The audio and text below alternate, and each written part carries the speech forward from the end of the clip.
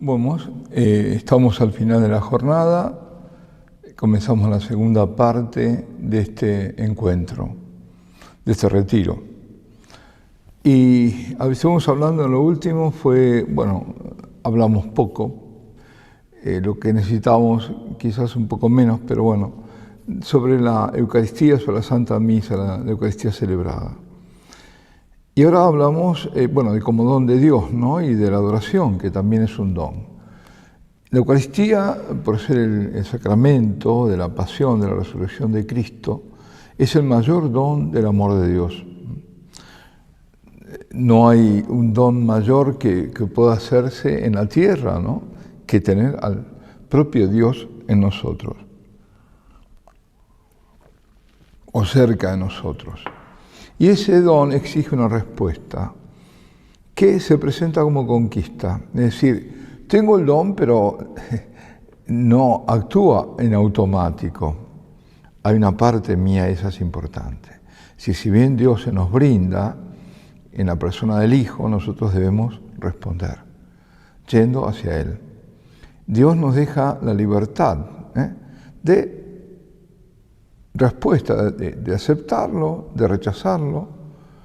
Estamos en esa libertad ante un regalo tan infinito que tenemos que descubrir, claro. ¿Cuántos lo ignoran, no? Ahora, ¿qué implica aceptar? Bueno, lo dicho y mucho más. Ante todo, crecer en la relación con Dios. El crecimiento no es un hecho meramente intelectual, aunque el intelecto interviene, como no va a intervenir, interviene, pero sobre todo reconociendo su límite. Hasta aquí llego. Es un crecimiento en el amor, pero va más allá de lo puramente afectivo. Ante todo, dirigirse a Dios implica reconocer su majestad y nuestra nada.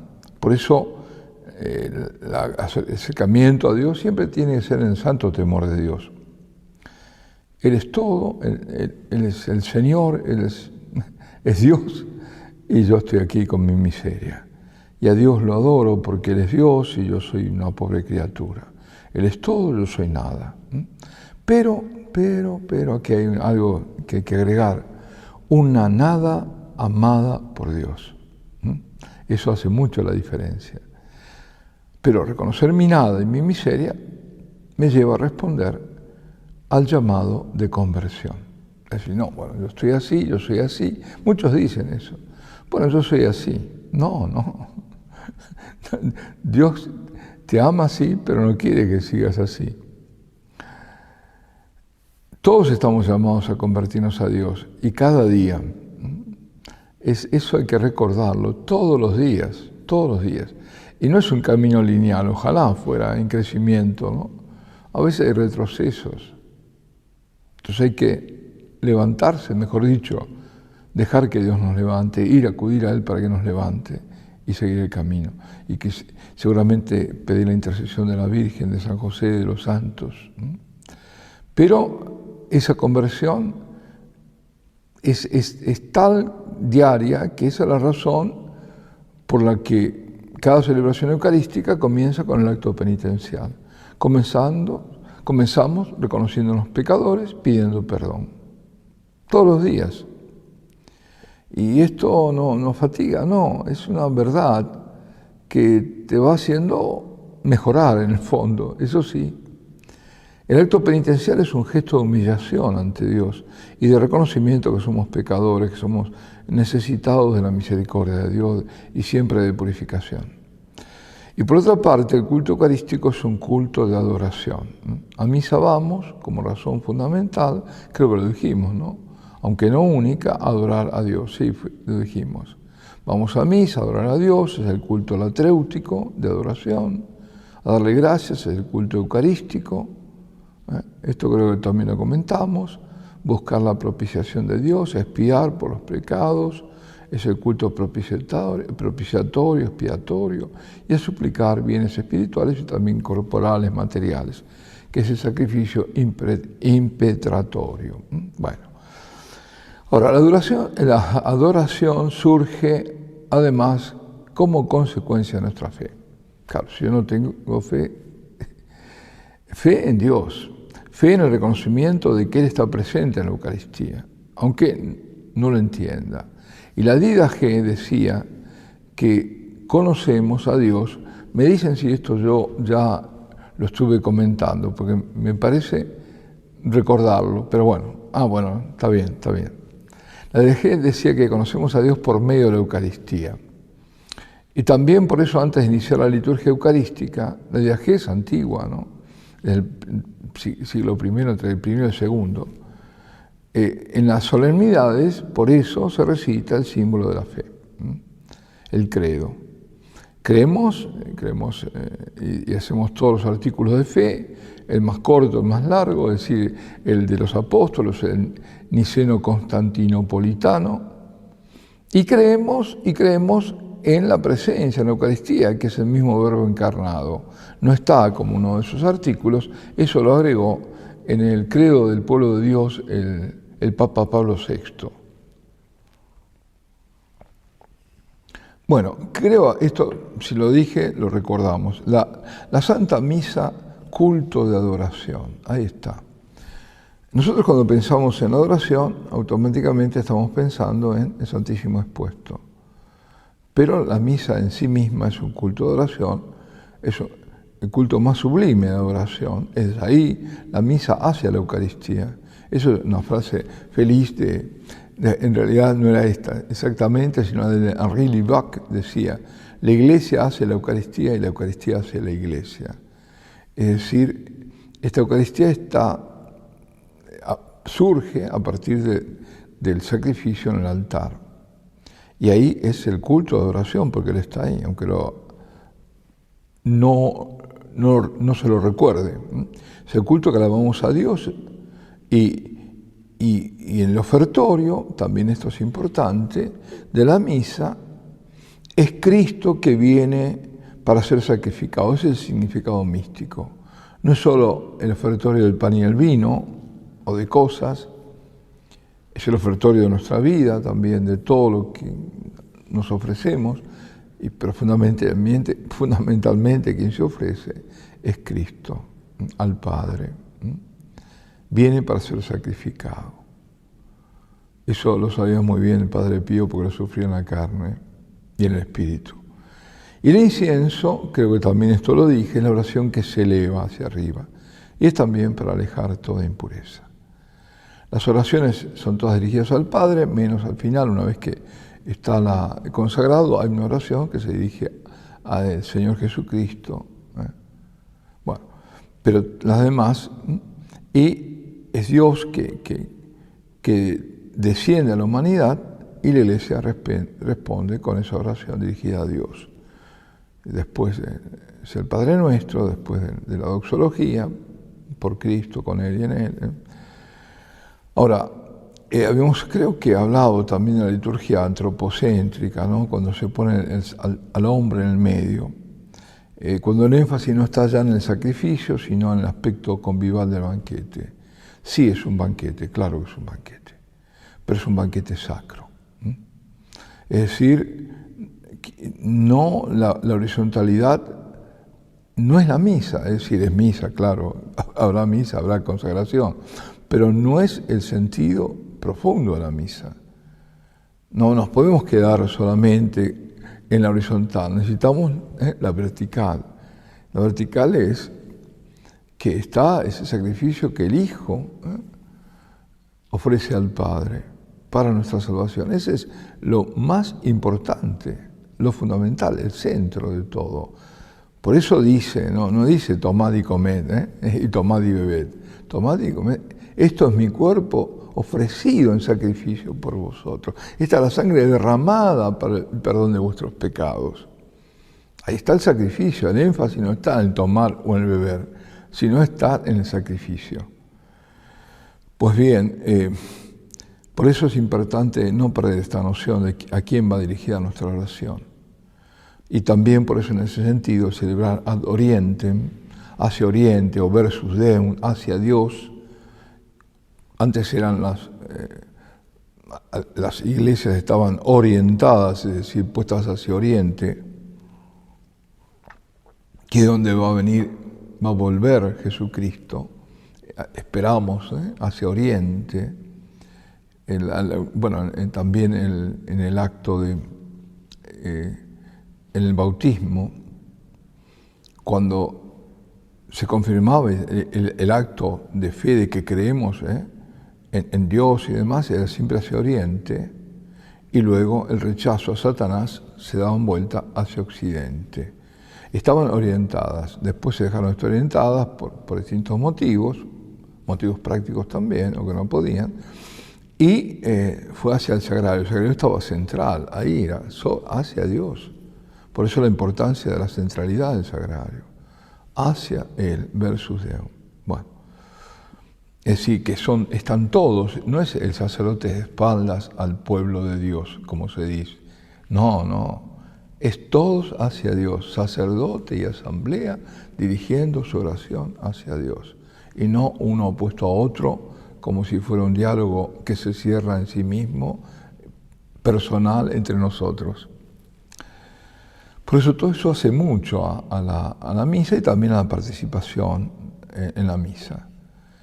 Bueno, hablé del actuatio participatio, sí, todo eso lo dije, ya sé, bueno, lo estoy repitiendo. Y el silencio es importante en la misa, el sagrado silencio.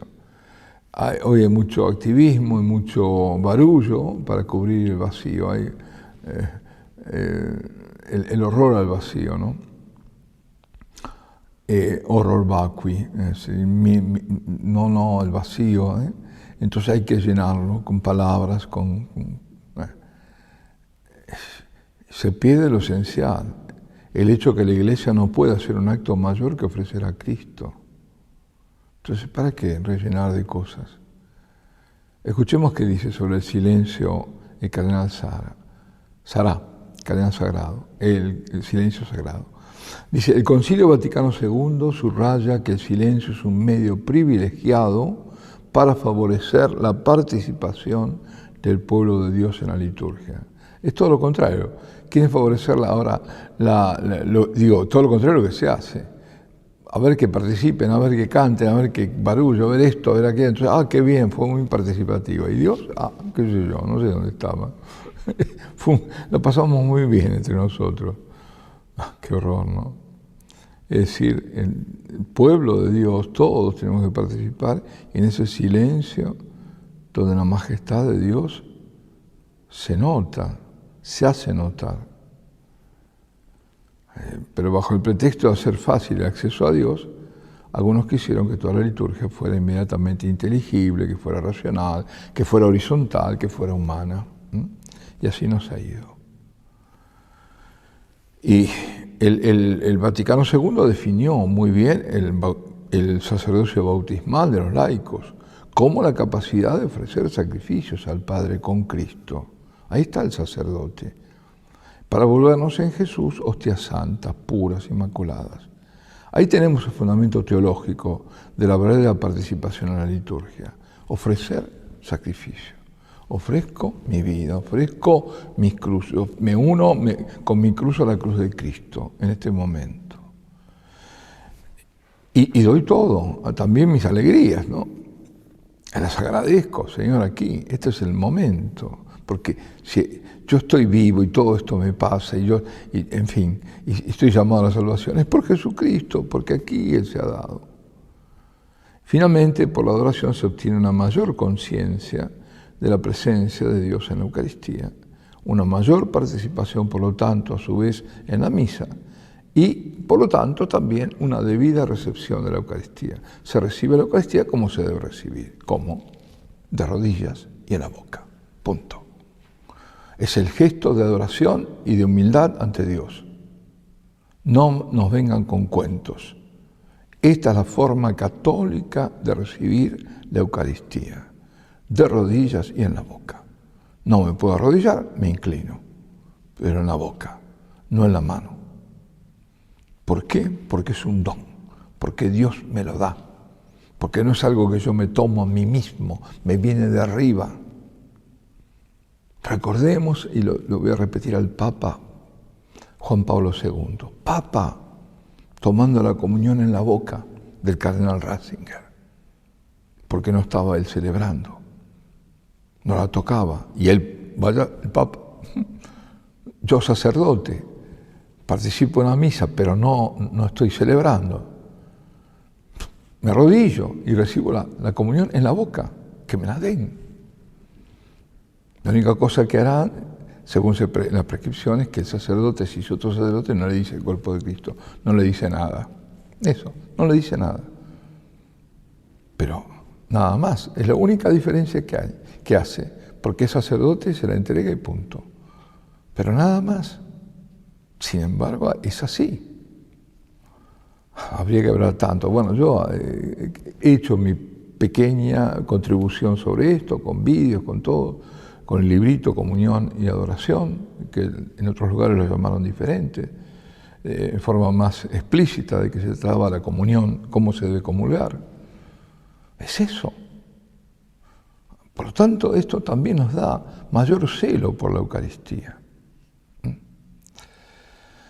Así que recordemos además que la comunión sacramental implica siempre adoración. Por eso el gesto de adoración no puede ser un gesto vulgar, un gesto de caminar, además de todas las demás cosas. Además de que las manos no son manos consagradas, las que no son de sacerdotes. Incluso los diáconos. El diácono en el momento, y el diácono es un ministro del altar, el momento de la consagración se arrodilla. No se queda de pie, los sacerdotes se quedan solo de pie. Pero además la comunión sacramental exige adoración. Y digo, además de que se pierden las partículas que es el Señor y que no pueden ser con manos que no sean consagradas y otras cosas más, está el hecho del gesto. El gesto vulgar de pie en la mano ha llevado a la desacralización de la Eucaristía, a la banalización, a la pérdida de la noción de a quién se está recibiendo. San Agustín, padre de la Iglesia, siglo IV, dijo: nadie come de esta carne, o sea, nadie comulgue sin antes adorarla, porque si no la adorásemos, pecaríamos. Es una exigencia. Yo tengo que recibirla en adoración. Por lo tanto, la comunión sacramental debe ser de rodillas en la boca. Bueno, nos hemos confiado ya al Espíritu. El cardenal Sará decía: es tiempo de encontrar el orden verdadero de las prioridades. Es tiempo de volver a poner a Dios en el centro de nuestras preocupaciones, al centro de nuestro actuar y de nuestra vida, en el único lugar que Él debe ocupar. De ese modo, nuestro caminar cristiano podrá gravitar en torno de esa roca, estructurarse en la luz de la fe y nutrirse de la oración, que es un momento de encuentro silencioso e íntimo, donde el hombre está cara a cara con Dios, para adorarlo y expresarle su amor filial. Es decir, no nos equivoquemos, la verdadera urgencia está ahí, volver a encontrar el sentido de Dios. El Padre no se deja alcanzar, decía el cardenal, más que en el silencio. Y esta es la necesidad mayor de la Iglesia de hoy. Debemos transformar nuestro mundo que se degrada. Los hombres viven como si Dios no existiese. Solo Dios puede colmar el corazón del hombre. Y nuestra adoración tiene que ser como la de María, en que su pequeño corazón humano está perfectamente centrado en el gran corazón de Dios. Por eso su corazón se ensancha, se dilata, hasta alcanzar toda la humanidad. Y seguimos con el tema del silencio. El momento cuando Dios hizo hombre está envuelto en un profundo silencio. El encuentro entre la Virgen Inmaculada y el ángel pasó completamente desapercibido. Cuando ella da ese sí, ¿no? Y ahí está, en el silencio. Es el misterio que acontece en el silencio, como fue también el de la resurrección. en el silencio de la noche. Lo verdaderamente grande a menudo pasa desapercibido, pasa silenciosamente. Y este silencio se revela más fructuoso que la agitación, que no sirve para nada, frenética, de este tiempo, compulsiva, de querer hablar para tapar el silencio. Sin silencio no hay escucha posible, sino aturdimiento. El silencio es fundamento de la verdadera adoración. Hay adoraciones, y algunas son muy ruidosas. A mí no me convence. No estoy hablando de las adoraciones que hay meditadas y bueno, por ejemplo, Medjugorje, son magníficas. Yo hablo de las que son ruidosas y con batería. No, eso no va. Eso no va. ¿Que a los jóvenes les gusta? No. Hay aturdimiento. Solo en el silencio se entra en la intimidad del corazón y se escucha al Señor. Solo en el silencio el encuentro es auténtico. Yo estoy viendo últimamente que por motivos que se presentan como buenos, ¿no?, se quiere contrastar y quitar el silencio. No, pero ¿y por qué no? Por ejemplo, la adoración perpetua, que es silenciosa siempre. Y el rosario, ¿por qué no? Que es bueno. ¿Y por qué no la liturgia de las horas? No. Hay otras posibilidades. Hazlo, pero en silencio. Reza tu rosario en silencio, yo lo hago. Esto me preocupa. Dice un proverbio tuareg: si la palabra que vas a pronunciar es menos importante que el silencio que vas a abandonar, entonces calla. Y parecido es otro árabe: que tus palabras sean más elocuentes que tu silencio. Es decir, hay una sabiduría popular incluso fuera de la nuestra, ¿no?, donde se exalta o se ve la importancia del silencio que hemos perdido o que se pierde. La adoración silenciosa, ni que hablar, claro, el colmo, ¿no?, de los que estudian incluso con cascos, con auriculares. Bueno, ya sabemos todo esto, ¿no? Hablemos entonces de esta adoración silenciosa que resalta la majestad de esa presencia de Dios y ese Dios oculto en ese pan que le habla a este silencio nuestro. Y esto posibilita el clima de meditación, de respeto hacia otros adoradores. ¿No? ¿Por qué bien comenzar un rosario si el otro está en una meditación o está en su rosario con otro ritmo, lo que sea? No. Es solo en el silencio que el corazón entabla un diálogo de amor entre lo más profundo del yo y el tú infinito y eterno de Dios. Por eso, por todo esto, lo que decía, y sobre todo cuando recalco, es por la adoración perpetua. Que hay adoraciones y que está muy bien que las haya. Y donde hay, pero aún en esas que están meditadas y demás, tiene que haber espacio de silencio. Porque algunas son una tras otra. Al final, ¿qué? No. Pequeñas reflexiones, se deja un gran espacio de silencio, música, ya está. La oración no debe interrumpirse, ¿no?, en la adoración perpetua, y tampoco el silencio debe ser perturbado, nunca.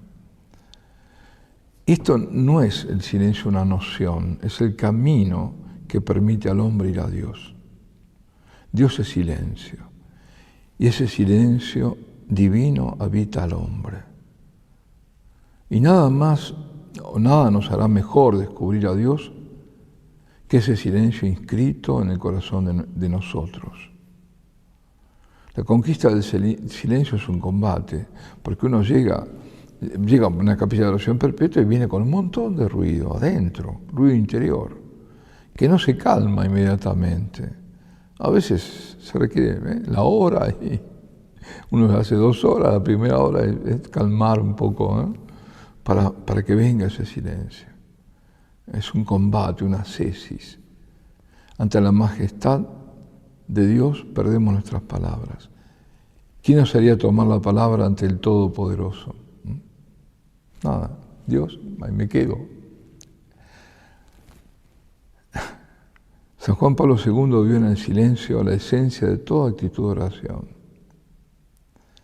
porque es en el silencio que se manifiesta la humilde aceptación de los límites de la criatura ante la trascendencia infinita de un Dios que no deja de revelarse como un Dios de amor. Rechazar ese silencio implica falta de confianza y de adoración. Es rechazar la libertad de saciarnos de su amor, de su presencia. El silencio sagrado es entonces, digamos, el lugar donde podemos encontrarnos con Dios. Voy a citar una frase que me gustó mucho a la madre Costanza Sauli, fundadora de las Ancelle de la Eucaristía. Ancelle es esclava, sierva de la Eucaristía. Para el alma que quiere vivir en íntima unión con Dios, es condición indispensable aquel silencio que hace callar en la profundidad del propio espíritu todo movimiento de la naturaleza, todo desorden del pensamiento, del sentimiento, de la fantasía y especialmente los ruidos ensordecedores del yo y de los juicios personales, y mantiene todo el tiempo interior en el perfecto dominio de la gracia. Es muy profunda, es como para repetirlo. Y don Luigi Oropallo, en su obra Eucaristía Nuestra Esperanza, dice: en la escuela de la Eucaristía aprendemos el valor del silencio. El estar en silencio se espera, se escucha. Cada acto de amor presupone el silencio, cada acto de espera requiere silencio. Después de la desesperación, después del arrepentimiento, después de cada pecado, está siempre el silencio. Después del perdón, el silencio. La paz crea el silencio. Es el silencio que revela la presencia de Dios. Y como decía, el cardenal Sara, recitando también a San Juan de la Cruz, el primer lenguaje de Dios es el silencio. Thomas Keating, en su obra Invitación a amar, escribe: todo el resto es una pobre traducción. Para entender ese lenguaje debemos aprender a ser silenciosos y reposarnos en Dios. Dios es silencio y el diablo es ruidoso. Desde siempre Satanás busca enmascarar sus mentiras bajo una agitación engañosa, ruidosa. El cristiano no debe ser del mundo. Y después están las horas del valor, el valor de las horas nocturnas. La importancia de la noche, orar en la noche, adorar en la noche. Porque junto al silencio están estas horas, que son tan especiales, porque son más silenciosas, en las que parece que el Señor elige para contarnos sus secretos, para hacernos entrar en mayor profundidad y cercanía. Y recordar que Jesucristo es el modelo, por ejemplo, de adoración perpetua, y que Él pasaba noches enteras en oración y adoración al Padre de su humanidad, ¿no? La noche, recuerdo de nuevo al cardenal Sara, es maternal, deliciosa y purificadora. La oscuridad es como una fuente de donde salimos lavados, pacificados y más íntimamente unidos a Cristo y a los otros. Y una cosa, porque unos dicen, la hora santa, ¿no? Se pide una hora santa. Además la hora santa por antonomasia es aquella que del jueves que va de las 11 de la noche a la medianoche. Pero la hora santa es aquella hora, digamos, llamémosla así, que le dedicamos al Señor para estar con Él en adoración, en silencio. Ahora, ¿por qué? Por ejemplo, en la adoración perpetua pedimos una hora. Uno dice, ¿por qué no piden media hora? Bueno, qué poco generoso, ¿no? Pero hay motivo bíblico, y es que se trata de dar respuesta a las palabras del Señor, cuando en el huerto de los olivos, en plena agonía ante la muerte, viendo a los discípulos dormidos, le dice a Pedro, con que no pudiste velar ni una hora conmigo. ¿Cómo nos debe interpelar esto? Ni una hora, Señor, soy capaz de darte. Y la Eucaristía además es fuente, y la adoración, ¿no?, de evangelización del tiempo. Vivimos sumidos en lo efímero, la cultura del zapping, ¿no? Y nos preguntamos, ¿qué hay más efímeros que las modas? Hoy están, mañana no cuentan. hay una bulimia del consumo, alimentada por la publicidad, por supuesto, que nadie le hace resistencia, al contrario, ¿no? Al contrario. Las cosas hoy son apetecibles para mañana ser obsoletas. Y muchas personas, sobre todo los jóvenes, viven la inmediatez, viven en el Instagram, pero ya no son los jóvenes, todos. Están además los más tristes, los viejos que se quieren hacer jóvenes, ¿no? Ahí no hay trascendencia, ahí no hay nada. Hay un vacío y al fondo hay una angustia ante la existencial tremenda. Es la fiebre de la fugacidad del Instagram, como decía, ¿no? La banalidad de exponerse a sí mismo, ¿no? Ahí está. En redes sociales, no hay nombres, pero ya sabemos. Cataratas de fotos, vídeos, palabrerío, exhibicionismo. Es triste, ¿eh? No hay consistencia de la existencia. Esa existencia que se va tejiendo a través del tiempo. Por eso tampoco se tiene respeto a los ancianos, como se les tenía antes y como eran la fuente de la sabiduría de la experiencia. Se exalta la juventud, que es exaltar la inexperiencia. Lo único que produce este mundo nihilista es hastío de la vida, es angustia, es muerte. Y la Eucaristía, en particular la adoración eucarística, es el remedio. Hay un sacerdote de una comunidad amiga, padre Nicolás Butet, la comunidad Eucaristein, la comunidad terapéutica, es decir, que personas que están lastimadas, heridas, ellas mismas, o por la vida, o que ellas mismas se han herido, en situaciones muy graves, en casos cercanos al suicidio, o en la droga, en una forma que no hay ya quien los reciba. Suelen ir ahí. Y ahí el Señor sana. El Señor en su presencia eucarística sana esa bulimia de todo esto que estamos hablando. Es Él que invita a la persona a entrar en la profundidad del momento de gracia. Nuestra fe está anclada en el pasado que continuamente revivimos, es el memorial, nuestra fe. Está todo ahí, haced esto en memoria mía. Eso es el legado y el mandato que dio el Señor, y fue ahí también la consagración a sus sacerdotes. Esto que yo he hecho, lo tendréis que hacer vosotros. Y cuando lo hagáis, claro, va a acontecer lo que acontece, que el Señor se hace presente. Si la fe reposa en el acontecimiento del pasado, que la Iglesia recuerda, celebra y actualiza. No es un memorial no es un pasado que pasó, sino un pasado que se hace presente. Es la Pascua del Señor. Y mientras en nuestro mundo de apariencias, el zapping es de rigor, ¿no? Cambiamos inmediatamente y nos aburrimos, tiene 3 minutos, el video pero un minuto no, ya está. Bueno. Mientras tanto, el adorador, ¿qué hace? Fija su mirada. En ese intercambio de miradas, él me mira, yo lo miro. Él está expuesto, yo estoy expuesto en la Eucaristía. El amor no está hecho solo de palabras, sino también de miradas. Y Santa Teresa decía, yo quiero ver a Dios.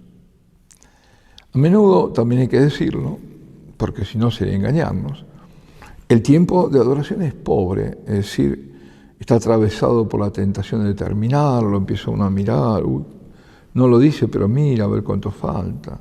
Hacer algo, o por la oscuridad o víctima de la asedia, de esa enfermedad espiritual tremenda, ¿no? Que va contra la caridad. Es decir, es esa pereza espiritual, ese desgano. Pero la humilde exposición nuestra, corporal, al estarse ahí, nos hace entrar igual, aunque insensiblemente, en esa eternidad de Dios, aunque nosotros no nos demos cuenta, y somos transformados. Yo recuerdo siempre la respuesta de un padre del desierto a un discípulo que se quejaba de las distracciones que tenía. Decía, no me puedo concentrar, empiezo a rezar y le dice el padre, que tu mente vaya a donde quiera, que vague por donde quiera, pero tú permaneces en tu celda. Es decir, es una oración de combate, en ese momento está orando con el cuerpo. Cuando no podemos orar y adorar con el espíritu, al menos lo hacemos con nuestro cuerpo, estamos ahí. Y si estoy de rodillas, mejor. Hoy, como diría Santa Teresa, el mundo arde en llamas. Ya no hay más tiempo para ocuparse en cosas de poca importancia. Vayamos urgentemente a adorar a nuestro Señor y Salvador. Bueno, y para terminar, la adoración perpetua. Se ha alargado más porque me entusiasmo, pero bueno. ¿Qué es adorar en la adoración perpetua? Es adorar como en el cielo, así en la tierra. Esa es la voluntad del Padre. Estamos haciendo la voluntad del Padre, adorando al Hijo en la tierra como se lo adora en el cielo, sin interrupción. Y significa poder estar en cualquier momento, porque está siempre disponible, con el Señor, encontrarnos con Él, encontrar su paz, recibir consolación, ser impregnados de su amor, recibir su luz, recibir constantemente sus gracias, sus inspiraciones. Y significa contribuir también a que nuestro Señor irradie sus gracias. Yo estoy ahí, yo estoy permitiendo con mi permanencia que el Señor esté expuesto y Él, desde ese donde ha sido entronizado en la adoración perpetua, irradia sus gracias. Y otros se benefician. Significa también reparar, vamos en reparación, bendecir a Dios, glorificarlo, interceder por las personas, pedir por uno mismo, pedir por la iglesia, pedir por el mundo, día y noche, sin interrupción. Es una potencia, una usina nuclear, mucho más que eso, muchísimo más que eso, muchísimo más que eso. Y por la adoración perpetua poder rendir culto de un modo permanente a ese amor redentor del Sagrado Corazón, eternamente abierto, que no conoce límites de amor y de perdón.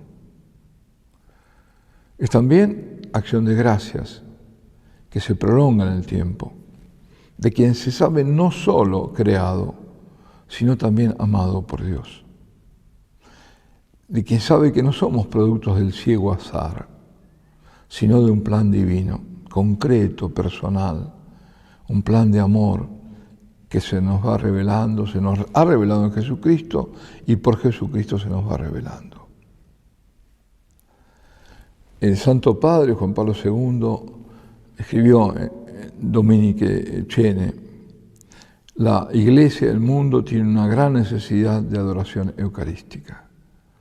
Seamos generosos con nuestro tiempo al acudir al encuentro con Él en adoración y contemplación, llenos de fe y preparados para hacer enmiendas por las serias ofensas y crímenes del mundo. Que nuestra adoración nunca cese. Es decir, pidió la adoración perpetua. Y todos los que participamos en la adoración perpetua contribuimos a allanar el camino al Señor, y que otros se puedan encontrar con Él en cualquier momento. Y ayudando a esta adoración incesante, nos volvemos partícipes por eso mismo de las gracias que el Señor tiene para otros reservadas. Porque nos volvemos vehículos de esas gracias hacia otros. Y también porque recibimos gracias que las llevamos a los demás. Mencioné más de una vez, Santa Faustina en su diario, 2 veces lo dice, lo escribe, que vio la visión que tuvo, que del Santísimo expuesto partían rayos de gracia y misericordia que tocaban las hermanas que estaban en la capilla, pero que iban mucho más allá, a personas que estaban lejos. Y que es de entender que no solo lejos geográficamente, sino lejos en la fe.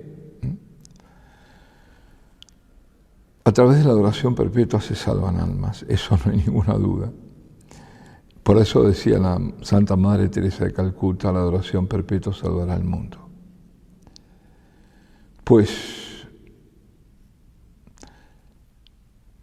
por otra parte, quien participa de la adoración perpetua, que desea de lo que ha encontrado el tesoro, eso, que otros lo tengan, que participar a otros de esos bienes. Y muchas de las periferias, o muchos de la periferia son atraídos hacia el centro, que eso es lo importante. A la periferia se va para llevarlo al centro, que es Cristo, y se va con Cristo. Aquí es Él que llama, o nos hace a nosotros llamadores, o Él mismo los llama, y vienen a Él. Es la fuerza centrípeta poderosa de Cristo, desde la Eucaristía. La fuerza de su amor. Y bueno, para terminar, además estamos en tiempos de grandes confusiones. ¿Qué mejor lugar para recibir luces, para distinguir entre el error y la mentira, el bien y el mal, lo bueno y lo mejor, que estar dentro de ese recinto donde el Señor está expuesto y tú lo estás adorando? Alabado sea Jesucristo, sea por siempre bendito y alabado.